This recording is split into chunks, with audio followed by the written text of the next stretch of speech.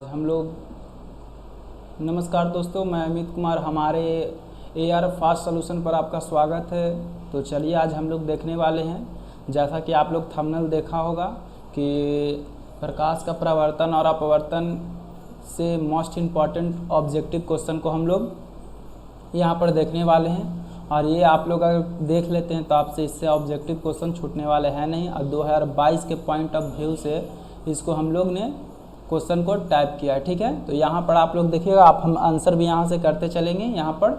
तो चलिए आज हम लोग यहाँ पर देखने वाले हैं फर्स्ट क्वेश्चन, जैसा कि आप लोग यहाँ पर देखे होंगे। तो फर्स्ट क्वेश्चन हम लोग देखेंगे आज बढ़िया से देखते हुए। कह रहा कि मोटर गाड़ी के 1 मिनट, क्वेश्चन नंबर आ चुका है आगे, थोड़ा सा फर्स्ट पे चलें। प्रकाश की किरण गमन करती है, जो प्रकाश की किरण जो होती है कैसे गमन करती है? सीधी रेखा में, टेढ़ी रेखा में, किसी भी दिशा में, कि इनमें से कोई नहीं। तो प्रकाश की जो किरण होती है गमन जो करती है सीधी रेखा में। तो इसका ऑप्शन नंबर क्या हो जाएगा? इसका ऑप्शन नंबर ए हो जाएगा, ठीक है।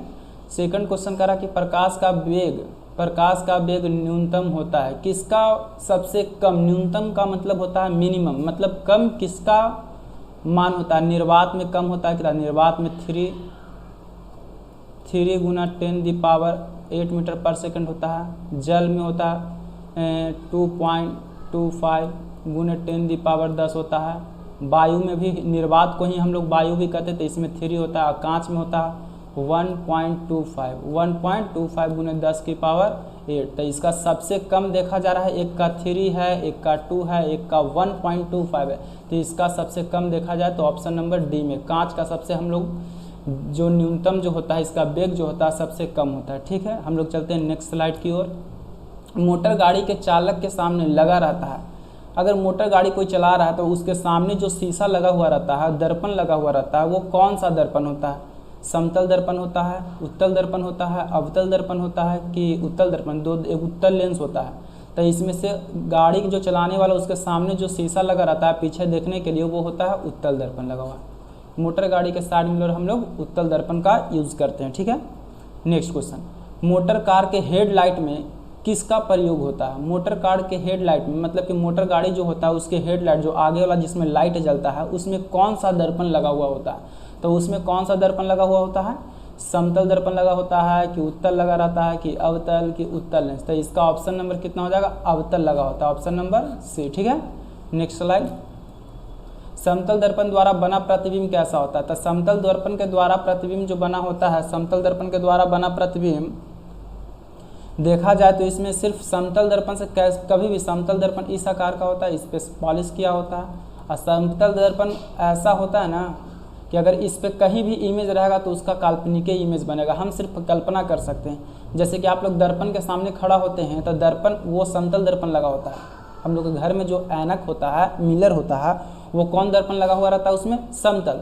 तो आप बताइए उसके सामने जाते हैं तो रियल में आपका एकदम उसमें इमेज रहता है, ऐसा नहीं आप हटिएगा तो उसमें भी से भी हट जाएगा, आप सामने आइएगा तो सामने, मतलब हमारे जैसा प्रतिबिंब कहाँ देता है? हमारे जैसा प्रतिबिंब मिरर के अंदर रहता है, बिल्कुल हूबहू। तो वो रियल का थोड़ी ना होता है, काल्पनिक होता है। आप हटिएगा तो वो भी हट जाएगा, अंदर से भी गायब हो जाएगा। तो इसी तरह से इसका आंसर क्या हो जाएगा? काल्पनिक, बी। ऑप्शन नंबर कितना हो जाएगा? बी, ठीक है। लेंस की क्षमता का एसआई मात्रक क्या होता है? तो लेंस की क्षमता का एसआई मात्रक डायोप्टर होता है, सीधा से ये एसआई मात्रक है। तो हम कुछ नहीं कर सकते, इसमें कोई एक्सप्लेनेशन नहीं, सिर्फ मात्रक होता है। प्रकाश की किरण का पथ दर्शाने वाले चित्र को कहा जाता है? प्रकाश की जो किरण होता है उसके पथ को जो दर्शाता, मतलब रास्ता को जो दर्शाता है, उसको क्या कहते हैं? फोकस कहते हैं, किरण पुंज कहते हैं, कि इनमें से सभी होता है, कि किरण आरेख होता है। तो इसका आंसर हो जाएगा जाके किरण आरेख। क्या हो जाएगा? किरण आरेख। तो हम लोग इसका आंसर देखेंगे किरण आरेख। चलिए हम लोग देखते हैं 2D क्षमता वाले फोकसांतर होता है। 2D क्षमता वाले फोकसांतर होता है। तो 2D क्षमता वाले फोकसांतर जो होता है, इसका आंसर देखा जाए तो डी का मतलब जो है यहाँ पर ना है, डी का मतलब होता है 25 सेंटीमीटर। डी का मतलब क्या होता है? 25 सेंटीमीटर। तो डी का जब 25 सेंटीमीटर होता है तो आप जरा सा हमको बताइए इसका पावर जो होता है, मतलब कि ये हो गया 1/e होता है इसका फार्मूला dy/f। क्षमता यानी कि इसका पावर दे चुका है कितना? 2, पावर दे चुका है 2। और डी का वैल्यू कितना होता है? 1 मिनट, 1 + d/f होता है, d/f होता है। जब इसको कैलकुलेशन जब हम वैल्यू रख के 25 रख के अगर कैलकुलेशन करेंगे तो इसका आंसर हो जाएगा कितना 50 सेंटीमीटर। कितना हो जाएगा 50 सेंटीमीटर। इसका आंसर राइट कितना हो जाएगा 50 सेंटीमीटर। तो इसका हम देख लिए आंसर यहाँ पर 50 सेंटीमीटर। चलिए हम आगे बढ़ें। किसी उत्तल लेंस का फोकसांतर 50 सेंटीमीटर है तो उसकी क्षमता क्या होगा। तभी जस्ट हम लोग पीछे का क्वेश्चन बताए थे कि 2D क्षमता वाले लेंस का फोकसांतर मतलब फोकस क्या होगा भाई। तो फोकस जैसा कि बताएं 50, ठीक है। क्षमता पावर दिया है 2D और क्षमता बताए 50। तो ई पटी नेक्स्ट स्लाइड में हम लोग देखेंगे कि 9 क्वेश्चन कहता है उत्तल लेंस के फोकसांतर दिया 50। अब पीछे अभी हम लोग फोकसांतर निकाले हैं कि 50 होता है। अगर क्षमता पूछ देगा तो आप बताइए क्षमता पूछ रहा है। पीछे वाला क्वेश्चन देखिए तो जरा सा यहाँ पर क्या पूछ रहा है, इसकी क्षमता पीछे का क्षमता दिया हुआ था 2D और फोकसांतर 50 आया था। जस्ट एक अपोजिट कर देंगे तो इसका आंसर कितना हो जाएगा 9 का 2D और प्लस होगा कि माइनस, प्लस वाला वैल्यू होगा। तो इसका ऑप्शन नंबर क्या हो जाएगा डी। प्रकाश के किरणों के समूह को क्या कहते हैं। प्रकाश के किरणों के समूह को क्या कहा जाता है, किरण पुंज कहा जाता है। क्या कहा जाता है, किरण पुंज कहते हैं। प्रकाश के किरणों के समूह को क्या कहते हैं, किरण पुंज। तो चलिए इसको हम आंसर देख लेते हैं, किरण पुंज हो गया। आगे की ओर हम बढ़ते हैं नेक्स्ट स्लाइड की ओर। उत्तल लेंस की क्षमता होती है, उत्तल लेंस जो होता है उसका पावर जो होता है क्या होता है, धनात्मक ऋणात्मक की ए बी दोनों की, इनमें से कोई नहीं। तो उत्तल लेंस का जो क्षमता होता है देखा जाए तो धनात्मक होता है। क्या होता है, धनात्मक। इसका प्रॉपर्टीज आप जब चैप्टर 2 पढ़िएगा तो इसका प्रॉपर्टीज आपको देखने को मिलेगा। तो इसका जो प्रॉपर्टीज में बताया कि उत्तल लेंस का क्षमता जो होता है हमेशा क्या होता है, पॉजिटिव होता है। तो इसका आंसर क्या हो जाएगा बी। चलिए अवतल लेंस की क्षमता क्या होता है, नेगेटिव। अवतल लेंस की क्षमता क्या होता है, नेगेटिव। उत्तल का पॉजिटिव, अवतल का नेगेटिव, ठीक है। उत्तल लेंस को कहते हैं, उत्तल लेंस को हम लोग क्या कहते हैं रे भाई, तो उत्तल लेंस को हम लोग कहते हैं अभिसारी। क्या कहते हैं, अभिसारी लेंस। उत्तल लेंस को किस नाम से जाना जाता है, अभिसारी। उसी तरह से अवतल लेंस को इसका जस्ट उल्टा अपसारी। तो ऑप्शन नंबर इसका सी है, तो इसको हम देख लेते हैं ऑप्शन नंबर सी में अपसारी। अवतल लेंस को क्या कहा जाता है, अपसारी। उत्तल लेंस को अभिसारी। आप लोग ध्यान रखिएगा, मोस्ट वीवीआई क्वेश्चन है ये जो हम लोग अभी कर रहे हैं, मोस्ट वीवीआई क्वेश्चन है ये। 2022 से इससे ज़्यादा नहीं पूछा जाएगा, ठीक ना। 2022 में जो एग्जाम होगा 10th बोर्ड का, बिहार बोर्ड, इससे ज़्यादा क्वेश्चन नहीं पूछा जाएगा। तो आप लोग ध्यान देगा, ये जो खास करके क्वेश्चन हम करवाए हैं, उत्तल लेंस को कहते हैं, अवतल लेंस को कहते हैं, ये मोस्ट वीवीआई क्वेश्चन है, ठीक है। लगभग क्वेश्चन ये पूछा ही जाता है। निम्न में से कौन सा पदार्थ लेंस बनाने के लिए प्रयुक्त नहीं किया जाता है। मतलब ऐसा कौन सा पदार्थ इसमें चारों ऑप्शन में जो दिया है, जो चारों ऑप्शन में जो करेंगे तो इसका जो लेंस बनाने में नहीं किया जा सकता। तो पानी से हम लोग लेंस बना सकते हैं, क्योंकि पानी के जो बूंदे होती है इस तरह से उत्तल लेंस की ही तरह होती है, तो इससे हम लेंस बना सकते हैं। कांच से भी लेंस बना सकते हैं, प्लास्टिक से भी लेंस बना सकते हैं। बताइए, मिट्टी से लेंस बना सकते हैं, मिट्टी में किरण ही नहीं पार होगा, तो किरण नहीं पार होगा तो लेंस बन ही नहीं सकता है। तो मिट्टी से लेंस इसमें नहीं बनेगा। इसका ऑप्शन नंबर राइट डी हो जाएगा। किस दर्पण से हमेशा वस्तु से छोटा प्रतिबिंब प्राप्त होगा। ऐसा कौन सा दर्पण है जो वस्तु से हमेशा छोटा प्रतिबिंब देगा। तो ऐसे दर्पण को हम लोग, कौन ऐसा दर्पण है जो वस्तु से हमेशा छोटा दम प्रतिबिंब देगा ही देगा। तो वस्तु से छोटा प्रतिबिंब देगा इसमें उत्तल लेंस। उत्तल लेंस में जो प्रतिबिंब बनता है ना, हमेशा काल्पनिक सीधा और वस्तु से क्या बनता है, छोटा बनता है। क्या बनता है, वस्तु से छोटा बनता है। तो इसका आंसर राइट हो जाएगा क्या, बी। किस दर्पण से वस्तु का बड़ा प्रतिबिंब मिलेगा। तो ऐसा कौन सा दर्पण है जो वस्तु से के बड़ा प्रतिबिंब मिलेगा, मतलब वस्तु जितना बड़ा है उससे कुछ बड़ा मिले। तो समतल दर्पण कहता है कि जितना बड़ा वस्तु रहेगा उतना ही बड़ा प्रतिबिंब बनेगा। तो समतल दर्पण तो होगा नहीं। समतल का मतलब होता है बराबर, हम जितना है हम वो अंदर भी उतना ही बनेगा। अवतल में देखिएगा एक कंडीशन होता है, वस्तु से बड़ा भी मिलता है और वस्तु से छोटा भी मिलता है। आपसे पूछा जा रहा है कि वस्तु से बड़ा प्रतिबिंब कौन सा दर्पण देगा। और उत्तल अभी हम बताएं, जस्ट उत्तल में बताएं, उत्तल दर्पण में कि हमेशा छोटा प्रतिबिंब बनाता है। एक ही ऐसा दर्पण है इसमें से जो बड़ा देगा, तो ये सिर्फ हो जाएगा अवतल। अवतल में दोनों बनता है, बड़ा छोटा दोनों। तो इसका आंसर राइट क्या हो जाएगा, बी, ठीक है। प्रकाश के प्रवर्तन के कितने नियम होते हैं। एकदम ये एकदम हलवा क्वेश्चन है, तो आप लोग कमेंट में इसका आंसर दीजिएगा। इसको हम छोड़ देते हैं। प्रकाश के प्रवर्तन के कितने नियम है, आप कमेंट में जवाब दीजिएगा। चलिए तो नेक्स्ट स्लाइड की ओर बढ़े हम लोग, और क्वेश्चन नंबर हम लोग 90 पे पहुंच चुके हैं। तो 90 में देख कह रहा है, जब प्रकाश की किरण हवा में प्रकाश में प्रवेश करती है, हवा से कांच में प्रवेश करती है तो वो मुड़ती है। अरे भाई मान लीजिए ये सेकंड चैप्टर का है, ऊपर हवा मान लेते हैं, और ये क्या है, कांच। और जब कांच में प्रवेश करती है तो ये किधर मुड़ती है, तो बताइए हवा ज़्यादा खतरनाक होता है कि कांच ज़्यादा होता है, तो ये कांच ज़्यादा खतरनाक होता है, मतलब ज़्यादा इसका वैल्यू होता है। तो जब हवा में हम लोग जितना स्पीड से चल पाएंगे, जितना हम लोग कांच में भी उतना ही स्पीड से चलेंगे, तो पैर का तो हालत ख़राब हो जाएगा। तो ये क्या करता है, अपना डायरेक्शन को चेंज करता है, अपने रास्ते को क्या करता है, चेंज कर देता है, और चेंज करता है तो इसका आंसर जो है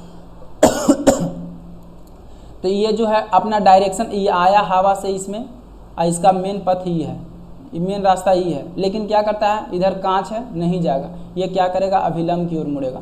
तो अभिलंब की ओर मुड़ता है, ये इसको हम नॉर्मल लाइन कहते हैं, और अभिलंब की ओर मुड़ रहा था। अभिलंब की ओर कौन सा है, अभिलंब से दूर, अभिलंब के निकट, निकट या ओर कहें, बात एक ही है। तो इसका आंसर राइट क्या हो जाएगा, बी हो जाएगा। ठीक है।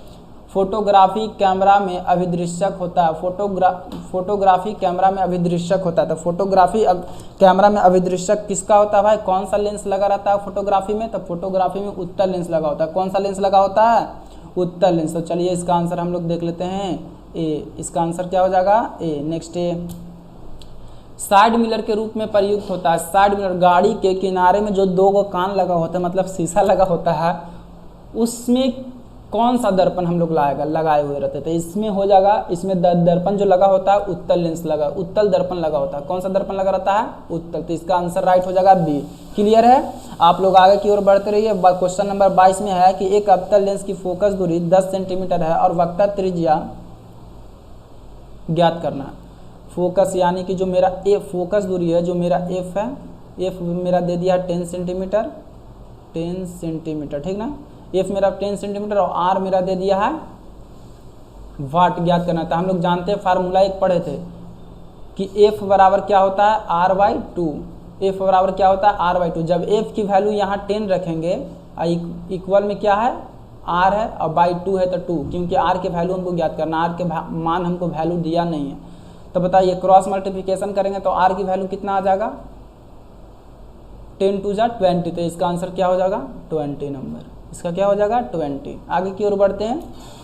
क्वेश्चन नंबर 23 और 23 में देखिए इसका आंसर कह रहा है कि निर्गत किरण और अभिलंब के बीच जो कोण बनता है ना, उसको क्या कहते हैं। निर्गत किरण और अभिलंब के बीच में जो कोण बनता है उसको हम लोग निर्गत कोण के नाम से जानते हैं। क्या जानते हैं, निर्गत कोण के नाम से। ऑप्शन नंबर सी ओके है।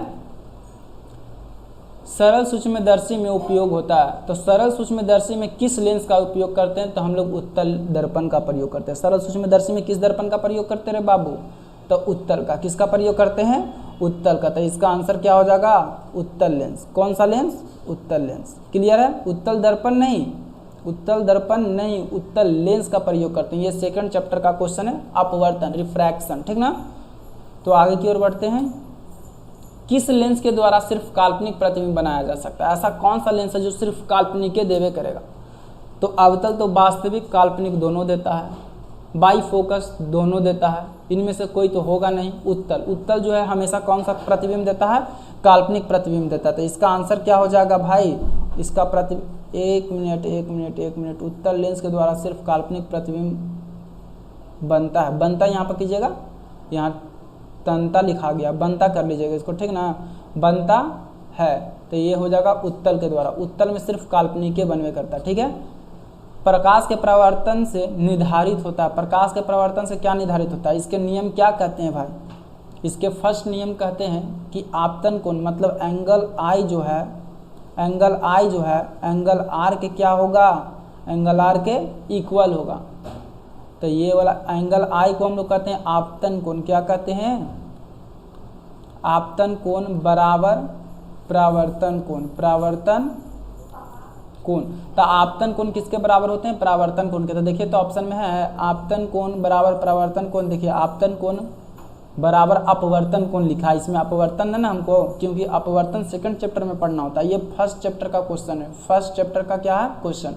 तो इसमें देखिए आपतन कोण बराबर परावर्तन कोण, तो इसका आंसर राइट क्या हो जाएगा, ए। क्लियर है।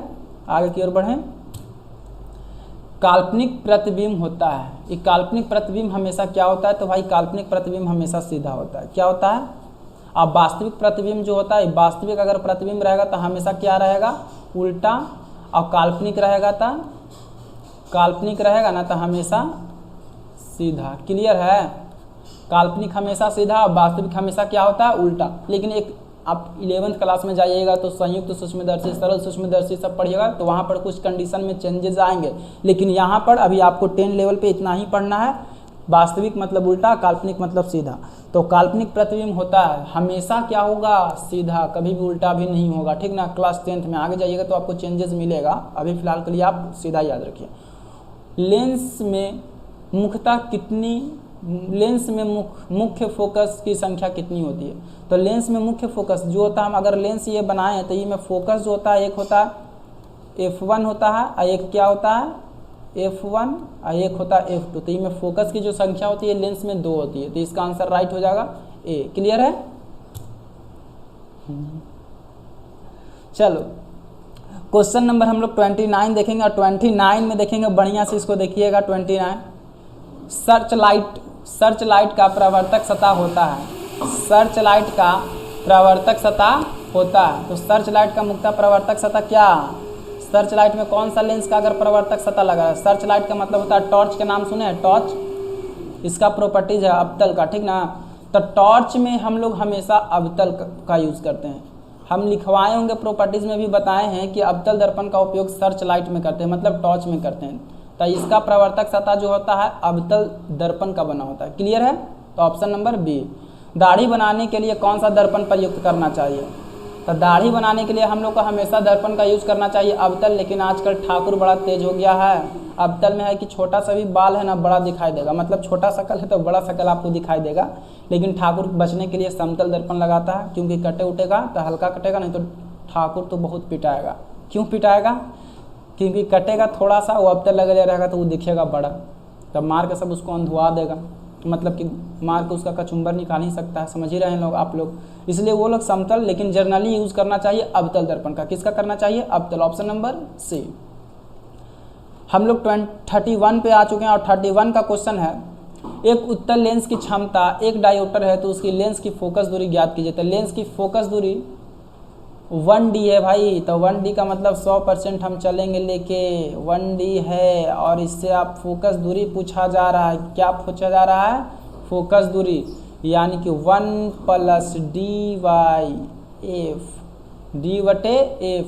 और मुझसे फोकस दूरी तो पता है नहीं, कोई दिक्कत की बात नहीं। तो इसको कैलकुलेशन जब आप इस पर रख के कीजिएगा तो करिएगा तो 1D = 1 + हम D का मतलब समझा चुके हैं कि 25 होता है और y/F। जब इसका एलसीएम लेके चलेंगे तो भाई आ जाएगा 1 + F/F। और कैलकुलेशन इधर भिड़ाएंगे, इस तरफ लाएंगे तो इसका आंसर देखा जाएगा जर्नली तो हो जाएगा जाके कितना 25 20। अरे क्या हो रहा है? 1 + D/F = ठीक है। हमसे फोकस पूछा जा रहा था, इसको क्रॉस मल्टीप्लिकेशन करा के इसको इस तरफ DL जाते हैं। हाँ चलिए, तो हम F = फार्मूला लिख रहे हैं 1 + D/D। 1 + D/D। D/D करेंगे तो D का वैल्यू हम 25 रखेंगे। क्या रखेंगे? 25। तो ये आ जाएगा 25, ये हो जाएगा 25। काट के इसका तो कट छूट के 2 आंसर आ रहा है, पर आंसर किसका कैसे होगा? अच्छा, तो आप जर्नली इसको याद रखिएगा, इसका आंसर राइट होता है। इसका हम सोल्यूशन अगले वीडियो में दे देंगे। ठीक ना? ये जो इसका राइट आंसर होगा ना, इसका राइट आंसर हो जाएगा आपका, इसका राइट आंसर हो जाएगा आपका 100 सेंटीमीटर + 100 सेंटीमीटर। ठीक है? इसका आंसर हम नेक्स्ट वाला वीडियो में बताएंगे कि कैसे हुआ। किसी गोलीय दर्पण तथा किसी पतले गोलीय लेंस दोनों की फोकस दूरियां 15 सेंटीमीटर है तो दर्पण तथा लेंस संभवता है। मतलब कौन सा दर्पण होगा और कौन सा लेंस होगा? तो जर्नली 32 का जो हम आंसर है इसका हो जाएगा दोनों। मतलब ये जो एगो पतला गोलीय लेंस है, एगो किसी गोलीय दर्पण है, आई दोनों का फोकस दूरी जो है ना -15 सेंटीमीटर है। तो ऐसा कौन सा रखेंगे कि अवतल लेंस रखेंगे कि अवतल दर्पण रखेंगे कि दोनों का वैल्यू रखने पर 15 डिग्री आएगा, -15 डिग्री आएगा? तो ये दोनों अवतल लेंस, दोनों अवतल के द्वारा होगा। दोनों किसके द्वारा होगा? अवतल के द्वारा। चलिए प्रकाश के अपवर्तन के कितने नियम होते हैं, इसका भी जवाब आप लोग कमेंट में कीजिएगा और जवाब दीजिएगा। और साथ साथ में वीडियो को शेयर करना भी ना भूलिएगा। दोस्त यार भाई बहन जितना भी हैं सारे में इस वीडियो को क्या कीजिएगा, शेयर कीजिएगा। चलते हैं 1 मिनट, हम तो इसको स्लाइड कर दें। प्रकाश के अपवर्तन के कितने नियम, इसका कमेंट में कीजिएगा जवाब। और यहाँ पर चलते हैं, किसी माध्यम के अपवर्तनांक का मान होता है। अपवर्तनांक यानी कि म्यू बराबर कौन सा फार्मूला होता है, म्यू बराबर क्या फार्मूला होता था, म्यू बराबर हम लोग फार्मूला पढ़ाए हैं साइन आई बटा साइन आर पढ़ाए, mu is equal to sine i बटे साइन आर। तो देखिए तो साइन आई बटे साइन आर कहीं है, साइन आई बटे साइन आर है, साइन आर बटा आई है, ये तो होगा नहीं, साइन आई बटे साइन आर फर्स्ट ही ऑप्शन। तो इसका आंसर राइट क्या हो जाएगा, ऑप्शन नंबर ए 35। हम लोग 35 की ओर बढ़ चुके हैं। 35 देखिए आप लोग क्वेश्चन, एक उत्तल लेंस होता है, एक उत्तल लेंस होता है। तो उत्तल लेंस में हम जो जर्नली कैसा होता है उत्तल लेंस भाई, तो सभी जगह समान मोटाई। देखिए तो जैसा उत्तल लेंस हम एक बना रहे हैं, ये उत्तल लेंस है, तो सभी जगह समान मोटाई दिख रहा है। यहाँ पर कुछ है, यहाँ पे इतना है, यहाँ पर ज़्यादा है, ऊपर कम है, एक जगह है मतलब एक जैसा है नहीं है। बीच के अपेक्षा किनारे पर मोटा, देखिए तो बीच के अपेक्षा किनारे मोटा करा, किनारे तो और पतला है, बीच में ज़्यादा मोटा है ना, तब बोलेंगे किनारे के अपेक्षा बीच में मोटा। तो ऑप्शन नंबर क्या हो जाएगा, सी। ठीक है। अवतल लेंस का आवर्धन होता है किसके बराबर भाई, अवतल लेंस के किसके आवर्धन के बराबर होता है, तो हम आवर्धन को एम से डिनोट करते थे और थ्योरी में पढ़ा चुके हैं कि आवर्धन का फार्मूला होता है प्रतिबिंब की ऊंचाई बटे वस्तु की ऊंचाई, प्रतिबिंब की ऊंचाई बटे वस्तु की ऊंचाई। तो प्रतिबिंब की ऊंचाई यानी कि देखा जाए तो v और वस्तु मतलब u, तब वी वाई सी, तब वी वाई सी ऑप्शन में कहीं पर है v बटा सी। तो देखिए फर्स्ट ऑप्शन में है क्या, u बटा v, ये होगा नहीं, u इंटू वी नहीं होगा, u प्लस v नहीं होगा, v वाई यू है। तो ऑप्शन नंबर क्या हो जाएगा इसका, डी। चलिए गोलीय दर्पण में फोकसांतर एवं वक्रता त्रिज्या के बीच संबंध।